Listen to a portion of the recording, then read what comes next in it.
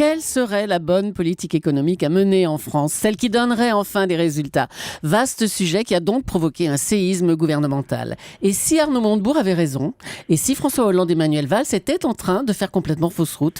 C'est la question qui fâche de 7h15 sur Europe 1. Et pour y répondre, je reçois Philippe Aghion. Bonjour. Bonjour. Vous êtes économiste, vous êtes prof à Harvard et vous faites partie de ceux qui ont inspiré le programme économique de François Hollande. Alors il a été clair, Arnaud Montebourg, hier. Il a dit que notre politique économique actuelle était absurde, que des économistes du monde entier condamnaient nos choix. Alors quoi?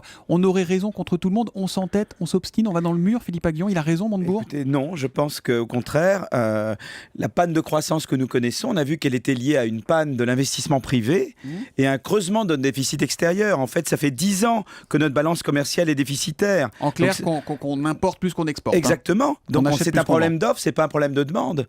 C'est-à-dire que nous ne sommes pas assez compétitifs, on ne produit pas des produits d'assez bonne qualité pour les prix de revient, ou on ne produit pas assez bon marché pour faire face à la concurrence des pays émergents. Même si les gens consomment, ils n'achètent pas du Made in France. Ben non, absolument. Ouais. Ça dit, quand Arnaud Montebourg parle des politiques d'austérité, qui dit qu'elles plombent tout, qu'elles ne marchent pas, qu'en plus d'être inefficaces, elles sont injustes, qu'elles plombent la croissance, on est à zéro, qu'elles aggravent le déficit et qu'elles ne règlent pas le problème du chômage, c'est pas de la politique, là, ce sont des faits.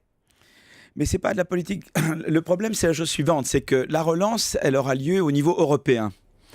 Mais il faut en même temps... Ça a l'air de repartir un peu chez les voisins et pas voilà. trop chez nous quand même. Oui, parce que nous n'avons pas fait les réformes structurelles nécessaires. C'est quoi les réformes structurelles nécessaires? Mais les réformes structurelles, il faut un Big Bang sur le marché du travail. C'est-à-dire qu'il faut qu'il y ait beaucoup plus de flexibilité sur le marché du travail, que si les entreprises veulent sortir des 35 heures, elles peuvent le faire. On négocie tout au niveau des entreprises, pas au niveau national. Il faut vraiment libéraliser les professions fermées et l'ensemble des marchés de biens et services. Et il faut une vraie réforme de l'État. Comme l'ont fait les pays d'Europe du Nord, et ils marchent très très bien. En fait, vous êtes assez d'accord avec Arnaud Montebourg, il y a un problème de politique économique dans ce pays. Vous n'êtes pas d'accord sur le diagnostic, sur ce qu'il faudrait faire, mais il y a un problème de politique économique. Moi, je pense qu'au contraire, il faut aller dans le sens du pacte de responsabilité et le renforcer. Et en échange de ça, on peut obtenir un deal avec Merkel. On peut en parler tout à l'heure, si vous voulez. On va en parler. Mais pourquoi? Ce que je ne comprends pas, c'est pourquoi on se refuse à s'endetter davantage. C'est vrai que ça fait peur la dette. Et en même temps, j'ai regardé, on emprunte à quoi? 1,5. L'État achète de l'argent à 1,5 d'intérêt. C'est rien. Et les marchés nous font confiance. C'est ça ce que ça veut dire. Quand le banquier nous prête de l'argent, c'est qu'il sait qu'on va pouvoir le rembourser. Pourquoi on ne continue pas si ça donne de l'air à l'économie? C'est ce qu'il dit Montebourg.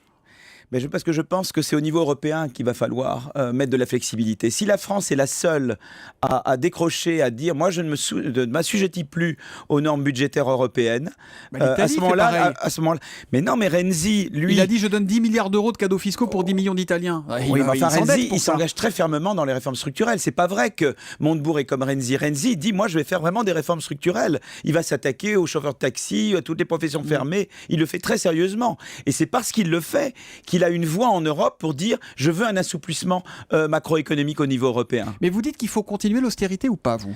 J'appelle pas ça l'austérité. C'est ce que ressentent et c'est ce que vivent les gens. Hein. Non, mais c'est pas l'austérité, c'est le gel du point d'indice. L'austérité, c'est les hausses d'impôts excessives. Ça, c'est de l'austérité. Moi, je suis pour une mise à plat des missions publiques par des vraies réformes structurelles. Ça, c'est pas de l'austérité. Donnez-moi des exemples concrets. Rationalisation des moyens. Ça veut dire quoi concrètement? Ça veut dire quoi dans la vie de tous les jours? Ça veut dire qu'on fait? Par exemple, il y a des choses où on dépense trop, il y a des choses où on ne dépense pas assez. Par exemple, l'école, certainement, il ne faut pas dépenser moins. Il faut l'organiser mieux. Mais par exemple, il y a le millefeuille territorial. On sait qu'il y a beaucoup trop de communes en France. Mais on sait qu'il y a beaucoup trop de départements. Est-ce que ça, il s'y attaque de manière suffisante? On va voir. Il y a un début, mais il faut aller plus loin. Ne serait-ce que sur les régions. Est-ce que c'est suffisant ou est-ce que c'est décevant? C'est un début, mais il faut aller beaucoup plus loin. Par exemple, là où il y a des métropoles, il ne faut plus de départements. Vous voyez, par exemple, les retraites, on a un système de retraite qui est déséquilibré. Il faut aller vers un système à points qui est en équilibre, comme en Suède. C'est ces réformes-là. Mais ce que je pense, c'est qu'on peut obtenir de l'Allemagne qu'en échange des réformes structurelles, on ait un assouplissement en matière d'objectifs de déficit. On est d'accord que quand on dit un échange de réformes structurelles, ça veut dire concrètement qu'on continue à faire la guerre au déficit. C'est ça ce que ça veut dire? Si vous voulez, ça veut dire qu'on économise là où il faut économiser. On fait la guerre au déficit. Et on s'attaque au marché du travail et au marché des biens. Regardez, on n'y arrive pas quand on regarde les prévisions, quand on regarde ce qu'on espérait. Mais on n'y arrive pas parce qu'il n'y a pas assez de croissance. Parce que comme on n'a pas fait encore les réformes structurelles sur le marché du travail et le marché des biens, la croissance ne repart pas. Vous comprenez? On sait par exemple, si vous vous attaquez aux professions fermées et que vraiment vous libéralisez le marché des biens du travail, vous gagnez des points de croissance. Si vous libéralisez le marché du travail, vous gagnez des points de croissance. Il y a quand même une formidable impression de flottement parce que pendant 2 ans, on a augmenté les impôts. Là, on dit qu'on va desserrer les taux. Il faut faire quoi, Philippe Aghion? Qu'est-ce que vous lui conseillez là en urgence à votre ami François Hollande? La méthode Coué, là, celle qu'il utilise? L'idée, c'est de dire, je pense qu'il faut faire un pacte de croissance avec l'Allemagne et avec les partenaires européens. On dit, voilà, nous allons nous engager fermement dans des réformes structurelles très sérieuses. On va approfondir les réformes structurelles, mais en échange de ça, nous obtiendrons des points. C'est-à-dire des permis de dévier des objectifs de déficit structurel. Vous voyez ? C'est-à-dire de dire, voilà, on n'arrivera pas aux 3%, mais comme nous faisons des réformes structurelles et qu'elles donnent des points de croissance à l'avenir, nous voudrions que ces points soient comptés. Donc c'est un vrai pacte de croissance avec Merkel. Nous faisons des réformes et vous nous donnez de la flexibilité. Pour l'instant, l'Allemagne dit faites ce qu'on vous dit de faire et faites comme nous et puis marchez droit. Vous l'avez au téléphone récemment, la François Hollande, il vous a demandé un petit conseil. Non, j'ai pas eu au téléphone. Vous nous le diriez si vous l'aviez eu ? Je lui dirais ça, oui, je pense que je lui dirais, je pense qu'il faut relancer la machine, la confiance avec l'Allemagne, avec les partenaires européens. Bon, la politique économique, ça va pas, mais c'est pas non plus ce que voulait Montebourg qu'il faut faire, c'est en résumé à ce que vous nous dites ce matin, Philippe Aghion. Merci d'être venu en direct sur Europe 1. Je rappelle que vous êtes le co-auteur de Changer de modèle, de nouvelles idées pour une nouvelle croissance. C'est aux éditions Odile Jacob. Merci et bonne journée à vous. Merci.